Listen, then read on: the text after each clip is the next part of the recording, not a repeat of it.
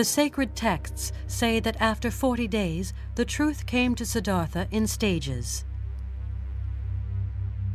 During the first night watch, he achieved insight into all his past lives. During the second night watch, he discovered the coherence of cyclical existences, the law of cause and effect, the movement of karma. During the third and last night watch, he conquered the 4 mental poisons: sensual desire, attachment, wrong views, and ignorance. That evening, under a full moon of the month of May, at the age of 35, he attained enlightenment, awakening, supreme knowledge, Nirvana.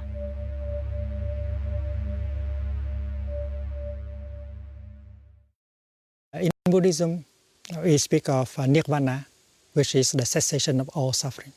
Nirvana means the cessation, the extinction of all suffering.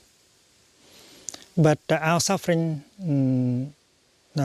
come from our wrong perceptions, avidya, misunderstanding. And that is why the practice of meditation, the practice of looking deeply, has the purpose of removing wrong perceptions from us. If we are able to remove our wrong perceptions, we will be able to be free from the afflictions and the sufferings that always arise from wrong perceptions. You have wrong perception on yourself and on the other, and the other has wrong perception on themselves and on you, and that is the cause of fear, of violence, of hatred.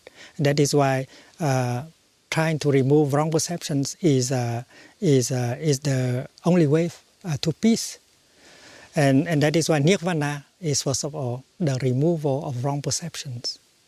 And when you remove wrong perceptions, you remove the suffering.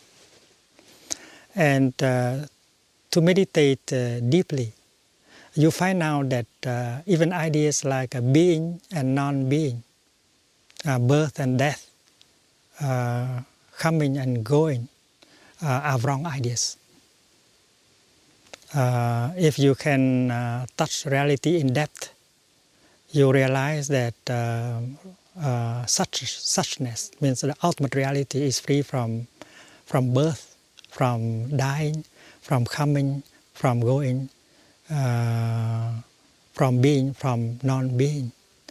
That is why Nirvana is, first of all, the removal of notions, of ideas that serve the base of misunderstanding and suffering.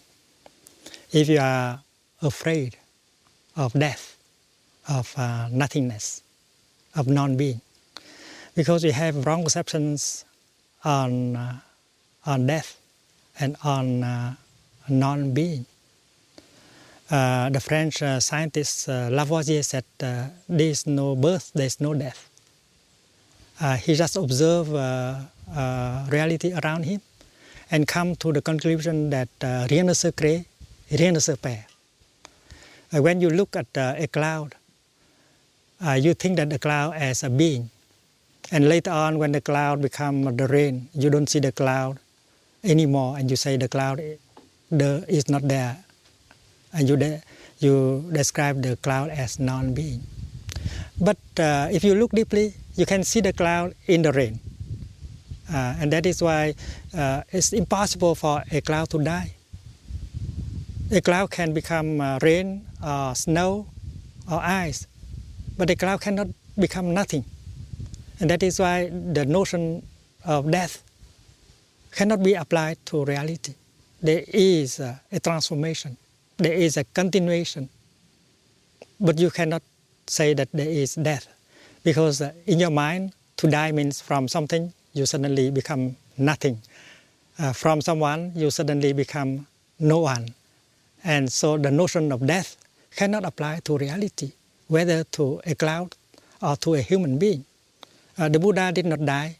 The Buddha only continued by his Sangha, by his Dharma, and you can touch the Buddha in the here and the now. And that is why ideas like being born, dying, coming and going, being and non-being should be removed by the practice of looking deeply. And when you can remove these notions, you are free and you have non-fear.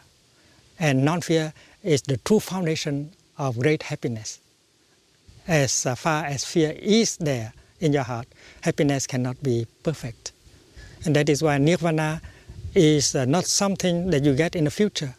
Nirvana is the capacity of removing wrong notions, wrong perceptions, which is the practice of freedom. Nirvana can be translated as freedom, freedom from views.